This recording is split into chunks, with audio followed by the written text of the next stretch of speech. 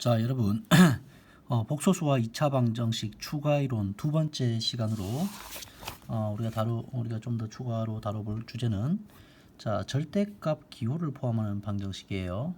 자, 근데 아는 학생들도 있겠지만 여러분들 루트 a 제곱이라는 골격을 만나면 자, 루트 a 제곱은 우리가 간단하게 절대값 a라는 형태로 바꾸어서 표현할 수가 있어요. 자, 그래서 절대값에 있는 절대값의 성질에서 a 값이 0보다 크거나 같으면 그대로 자기 자신이 나오면 되고 a 값이 0보다 작으면 마이너스를 붙여서 절대값을 벗겨서 이렇게 표현해 줄 수 있다라는 거예요.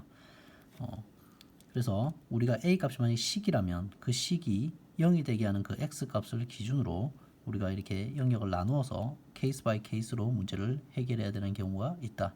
자, 그거와 관련된 문제가 아래에 있는 문제 7번과 8번이 되겠어요. 아시겠죠? 자, 그 다음에 또 절대값을 기호를 포함하는 방정식은 좀 전에 얘기한 것과 같이 절대값 기호 안의 식의 값이 0이 되는 그 x 값을 기준으로 범위를 나누어서 우리가 범위를 나누어서 절대값 기호를 없앤 다음에 그 범위에 맞춰서 근을 선택해 주면 되는 거예요. 이런 식으로 우리가 해결할 거고 역시 문제 7, 8번이 거기에 해당하는 문제가 되겠습니다. 그리고 2차항의 개수가 무리수인 2차항의 개수가 보통은 유리수로 나타나는데 만약에 무리수로 나타나진다면 우리는 유리화라는 걸 할 수 있죠. 그래서 유리화를 한 후에 해를 구한다 라는 것을 기억해 주시기 바랍니다. 자, 관련된 문제 풀어볼게요. 자, 먼저 7, 8번 문제를 풀어봅시다. 자, 방정식 루트 x제곱 플러스 2x 플러스 1은 절대값 2x 플러스 5라고 되어 있어요. 자, 이거는 보면 절대값이 하나만 있는 식으로 보일 수도 있지만 자, 여러분 잘 보셔야 돼요. 자, 우리가 x제곱 플러스 2x 플러스 1이라고 하는 것은 x 플러스 1의 제곱의 형태죠. 자, 그래서 루트 어떤 식의 제곱이면 자, 루트와 제곱을 만나서 절대값으로 바꿨으니까 주어진 준식은 바로 절대값 x 플러스 1은 절대값 2x 플러스 5라는 식인 거예요. 자, 그러면 우리가 절대값이 두 개 있으면 각각의 절대값 안에 있는 식이 0되게 하는 x값. 자, 앞에 있는 좌변은 x가 마이너스 1일 때 0되죠. 우변은 x가 마이너스 2분의 5일 때 0이 되죠. 그래서 우리는 영역을 자, 마이너스 2분의 5보다 작은 경우와 그 다음에 마이너스 2분의 5보다 크거나 같고 1보다 작은 경우, 마이너스 1보다 작은 경우 그 다음에 마이너스 1보다 크거나 같은 경우 이 세 가지 케이스로 나누어서 생각을 해야 돼요. 자, 그래서 첫 번째 이 경우는 자, 먼저 해결을 해볼게요. 그래서 어디 있습니까? 문제 뭐예요? 그래서 우리가 먼저 x가 마이너스 2분의 5보다 작은 경우에는 이 두 식이 모두 다 0보다 작잖아요. 그래서 다 마이너스를 붙여서 이렇게 나오는 거예요. 절대값을 벗길 때. 그래서 다 정리해서 넘겨주면 x는 마이너스 4가 되는 것을 알 수 있습니다. 근데 이 마이너스 4가 해가 되느냐는 자, x가 마이너스 2분의 5보다 작다의 범위 안에서 구한다고 했으니까 채택이 되겠죠. 마이너스 2분의 5보다 작으니까. 그 다음 두 번째, 첫 번째였고 두 번째였고 두 번째는 x가 마이너스 2분의 5보다 크거나 같고 마이너스 1보다 작은 영역을 안에서 생각을 해볼 거예요. 그러면 얘는 뭐가 되고 플러스가 되고 얘는 플러스가 되고 얘는 마이너스가 되는 형태입니까? 그렇죠. 얘는 플러스, 오른쪽 우변은 플러스, 좌변은 마이너스가 되는 형태죠. 그래서 좌변만 마이너스 붙어서 절대값이 벗겨지고 우변은 그대로 벗겨지면 되겠죠. 그래서 다 넘겨서 정리해주면 x는 마이너스 2가 되고 그 다음에 마이너스 2가 해가 되는지는 주어진 이 범위 안에 속해 있는지를 확인하면 되겠죠. 자, 속해 있죠. 그래서 포함됩니다.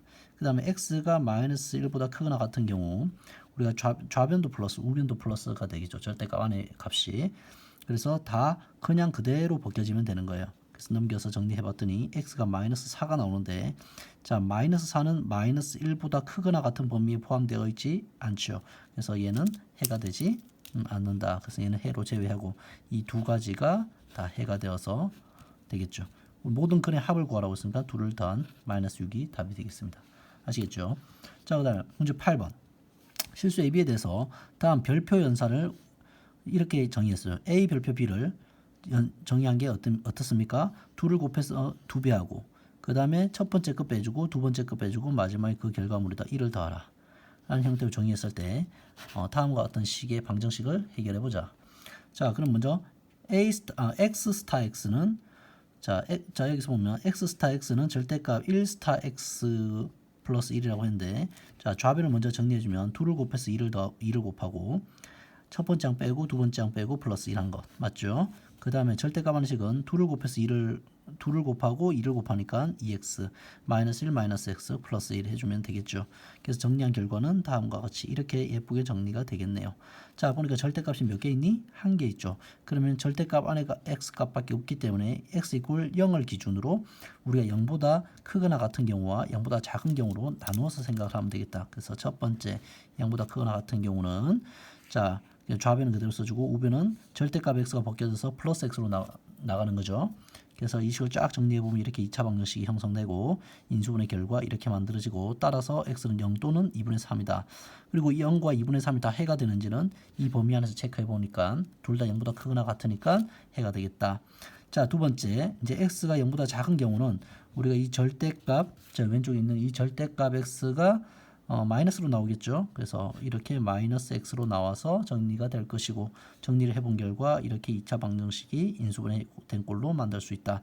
이것의 해는 0과 2분의 1인데 0과 2분의 1 모두 0보다 작은 범위에 속하지 않으므로 이 두 개의 해는 해가 되지 않는다.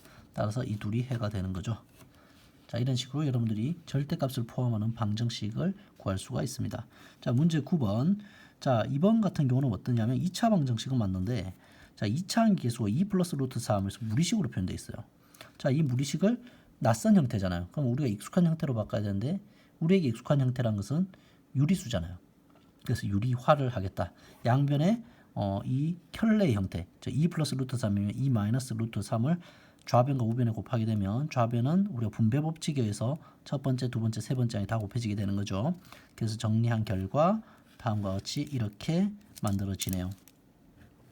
이렇게 해서 우리가 2차항의 최고차항의 개수가 1로서 유리화가 되었고, 자, 그 다음에 이 부분은 우리가 이 2 마이너스 루트 3이란 것은 2 마이너스 루트 3과 1의 곱인데 둘 다 마이너스 기호를 붙여주면 유리수 정수 부분은 마이너스 1 마이너스 2에서 마이너스 3이 되고, 그 다음에 유리수 부분은 마이너스 마이너스 플러스에서 플러스 루트 3. 자, 즉 둘을 더해서 1차항의 개수가 되는 것을 확인했죠. 그래서 우리가 이렇게 인수분해되고, 따라서 x값은 해는 이렇게 되겠다. 여러분들 이해할 수 있겠죠? 자, 이렇게 해서 우리가 절대값을 포함하는 우리가 2차 방정식을 같이 얘기를 해봤어요. 자, 그 다음에 또 볼게요. 자, 2차 방정식의 켤레근의 성질이라고 하는 거예요. 자, 개수가 유리수로 표현되는 2차 방정식에서 a 플러스 b 루트 m이라는 것이 한 건이라면 켤레라고 말할 수는 없지만 이건 복소수가 아니니까, 하지만 켤레 형태인 a 마이너스 b 루트 m이라는 것이 다른 한 건이 된다 라고 기억을 하고 계셔야 돼요. 그 다음에 개수가 실수인 2차 방정식에서 한 건이 a 플러스 bi라면 나머지 한 건은 우리가 수업 시간에 배웠죠. 켤레 복소수인 a 마이너스 bi가 반드시 한 건이 된다. 자, 여기서 개수가 유리수다, 개수가 실수다란 말은 굉장히 중요한 조건이긴 하지만 어떻게 보면 당연하게 제공되는 조건이기 때문에 여러분들이 그냥 문제를 풀 때 이게 하나의 건이면 이게 하나의 건이다, 켤레 형태가 건이라고 받아들이셔도 돼요. 그냥 의심하지 마시고 a 플러스 bi가 한 건이면 나머지 a 마이너스 bi는 또 다른 한 건이다라고 의심하지 않고 받아들이셔도 되겠습니다.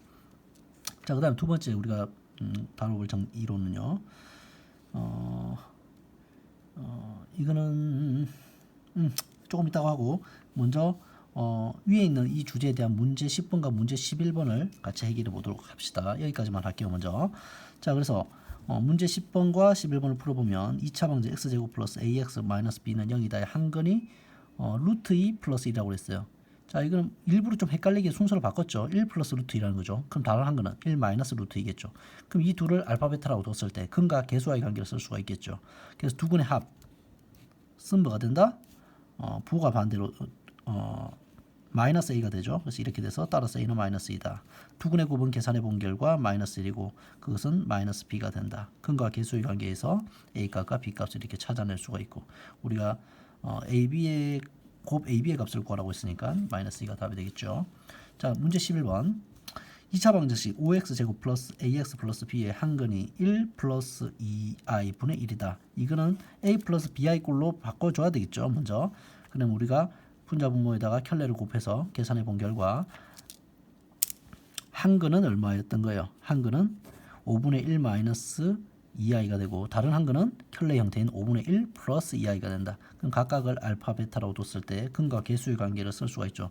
두근의 합, 두근의 곱 했을 때 두근의 합은 마이너스 5분의 a 이렇게 되는 거죠.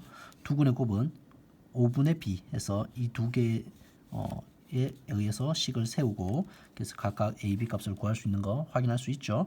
그래서 두 a, b의 합은 마이너스 1이 되는 것을 여러분들이 확인할 수가 있습니다. 자, 그러면 문제 12번에 해당하는 이 이론은 우리가 좀 쉬었다가 또 이어서 가보도록 하겠습니다. 잠깐 쉬겠습니다.